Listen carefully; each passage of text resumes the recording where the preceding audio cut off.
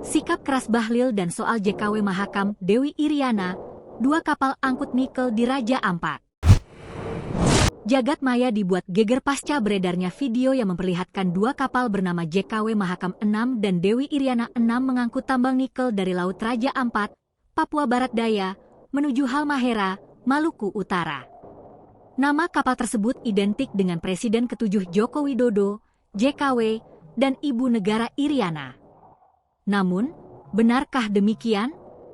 Beberapa laporan menyebut bahwa JKW Mahakam dan Dewi Iriana dimiliki oleh anak usaha dari perusahaan logistik raksasa di Indonesia, bukan milik Jokowi. Perusahaan tersebut adalah perusahaan publik yang bergerak di bidang logistik kelautan. Selain itu, terdapat 5 perusahaan tambang yang beroperasi di kawasan Raja Ampat. Berdasarkan data pelayaran dari Marine Traffic dan Sistem Hublah Kemenhub, kapal tunda JKW Mahakam dan Tongkang Dewi Iriana terpantau aktif mengangkut bahan mentah nikel dari Pulau Ga dan sekitarnya, yang merupakan bagian dari gugus Raja Ampat. Kapal-kapal tersebut rutin mengirimkan ore nikel ke kawasan pengolahan di Halmahera. Meski disebut bukan milik Jokowi, kabar ini tetap memicu kehebohan publik. Namun, aktivitas tambang ini dinilai merusak alam Raja Ampat. Organisasi lingkungan menyebut telah terjadi kerusakan lingkungan yang parah. Citra satelit Greenpeace menunjukkan lebih dari 500 hektar hutan telah hilang di Pulau Ga, dan sedimentasi lumpur mulai merusak kawasan terumbu karang di perairan sekitarnya.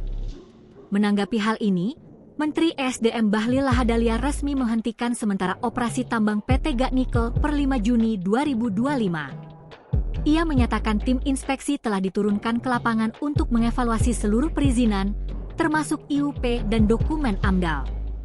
Jika ditemukan pelanggaran, kami tidak segan mencabut izin perusahaan, kata Bahlil.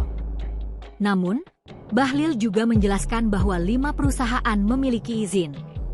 2 perusahaan memperoleh izin dari pemerintah pusat, yakni PT Ga Nikel dengan izin operasi produksi sejak 2017, dan PT Anugrah Surya Pratama yang mengantongi izin sejak 2013.